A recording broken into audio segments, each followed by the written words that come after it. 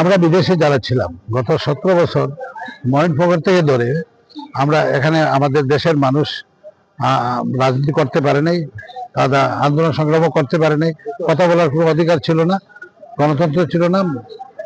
Even আপনাদের পত্রপত্রিকা যারা আপনারা আছেন, মিডিয়াতে আছেন, আপনাদেরও স্বাধীনতা ছিল না। আমরা প্রবাসীরা সেখানে আমরা আন্দোলন করেছি আমাদের দেশের কল্যাণের জন্য, দেশের মানুষের কল্যাণের জন্য। আমরা আমাদের নেতা ছিলেন 17 বছর লন্ডনে, আমাদের সাথে ছিলেন। আমরা আমাদের নেতাকে আমরা রিসিভ করেছিলাম 17 বছর আগে, হুইল চেয়ারে গেছিলেন লন্ডনে, আমরা হুইল চেয়ার দিয়ে ওনাকে রিসিভ করেছি, স্ট্রেচার ছিল হাতে। পরবর্তীতে 17 বছর থাকার পরে ওরা বিভিন্ন চিকিৎসা করেছেন, চিকিৎসা করে যখন সুস্থ হয়েছেন, এর মধ্যে দিয়ে উনি দেশ এবং দেশের মানুষের পাশে দাঁড়িয়েছেন এবং দলের নেতৃবৃন্দদের পাশে দাঁড়িয়েছেন। এখন আসছেন উনি এখানে, ষড়যন্ত্র থাকবেই।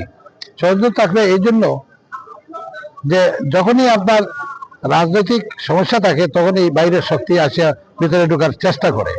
তো আমাদের দেশে আমি যেটা বলবো যে সকল রাজনৈতিক দলকে, যে এই দেশ আমাদের সকলের, আপনারা আমরা যারা রাজনীতি করি, যার যার ব্যানার দিয়ে, যার যার দল দিয়ে আমরা রাজনীতি করি, সেটা স্বাভাবিক, বহুদলীয় গণতন্ত্রে এটাই স্বাভাবিক, এটাই বাস্তব।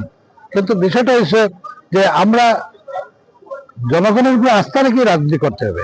আমাদের রাজনৈতিক যে উদ্দেশ্য, আদর্শ, এগুলো দিয়ে আমাদের ভবিষ্যৎ পরিকল্পনা কি, রাষ্ট্র ক্ষমতায় গেলে দেশকে কিভাবে আমরা এগিয়ে নিয়ে যাব, দেশের মানুষের কল্যাণ করব, সেই দিকেই আপনাদের যার যার দলের পলিসি তারা দিবে।